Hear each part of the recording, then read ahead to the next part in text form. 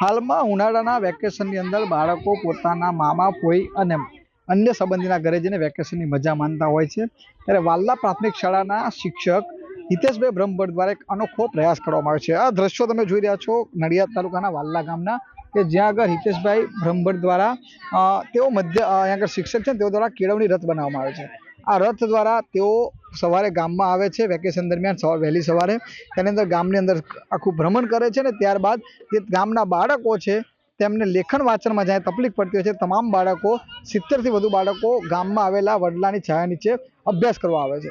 અહીં આગળ તેઓ દ્વારા અલગ અલગ પ્રકારની એક્ટિવિટી પણ કરાવવામાં આવે છે, જેની અંદર જે પ્રકારે અત્યારે જે પ્રજ્ઞા શિક્ષણ છે કે જેની અંદર બાળકોને સહેલાઈથી આવડે તે પ્રકારનું શિક્ષણ આગળ આપવામાં આવે છે, તેમજ રંગપૂરની લેખન સ્પર્ધા, તેમજ જે ગુજરાતી ભાષાની જે ભૂલો હોય છે તેવા પોસ્ટરોના તેઓ ફોટા પાડે છે, ને તે પણ તેમને બતાવે છે, અને તેની અંદર ભૂલ સુધારવાનું કામ આ બાળકો કરે છે।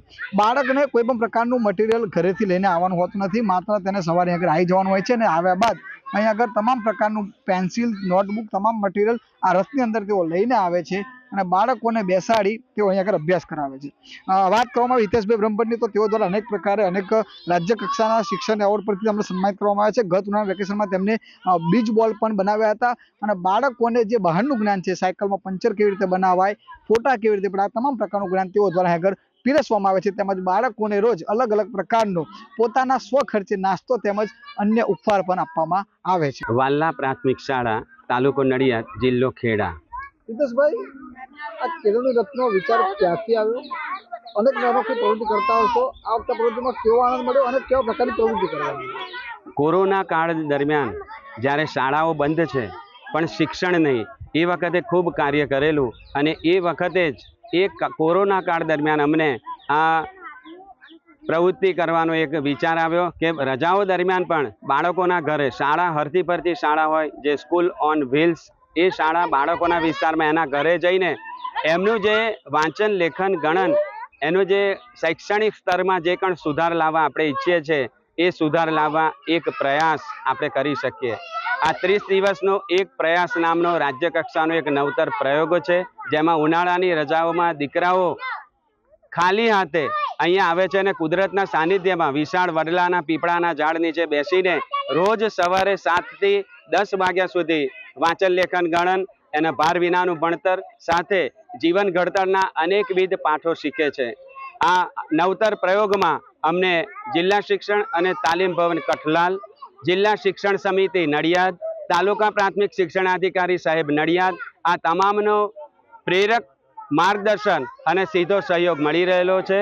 સાથે ગ્રામ પંચાયત વાલ્લા, દૂધ મંડળી વાલ્લા, રામજી મંદિર વાલ્લા, આચાર્ય શ્રી પ્રાથમિક શાળા વાલ્લા, એમના પણ સીધો સહયોગ અમને મળેલો છે, જેના થકી અહીંયા રોજ 60 થી 70 જેવા બાળદેવો આવે છે, અને જીવનનું અમૂલ્ય ભાથું આ કુદરતના સાનિધ્યમાં રહીને ભાર વિનાનું ભણતર સાથે જીવન ઘડતરના પાઠો પણ શીખી રહ્યા છે।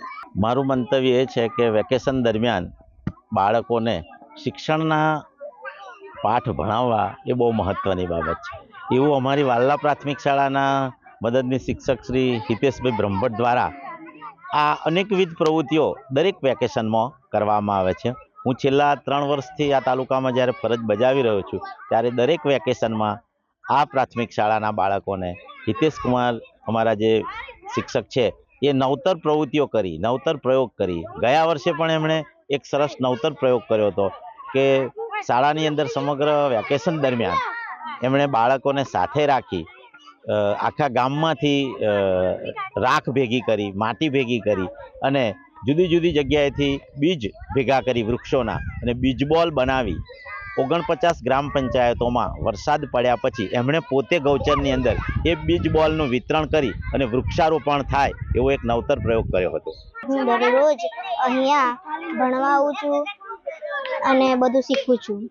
શું શીખવાડે છે સાહેબ? સાહેબ અમને રોજ સવારે આવે એટલે પહેલું તો પ્રાણાયામ બધું કરાવે છે, યોગ, અને પછી અમે પ્રાર્થના કરીએ છીએ, પછી ભણાવે છે, પછી વાર્તાની ચોપડીઓ વાંચવા આપે છે, એ બધું કરાવે છે। બીજું શું એક્ટિવિટી કરાવે છે?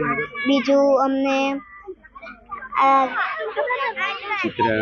ચિત્ર, રંગપૂરની ચિત્ર જાતે દોરીને પર્યાવરણ દિવસ ઉજવાવે છે અને ચિત્ર દોરાવીને અંદર રંગ પૂર્ણ કરાવે છે. પછી જેને સારું દોર્યું હોય એના નંબર આપે છે.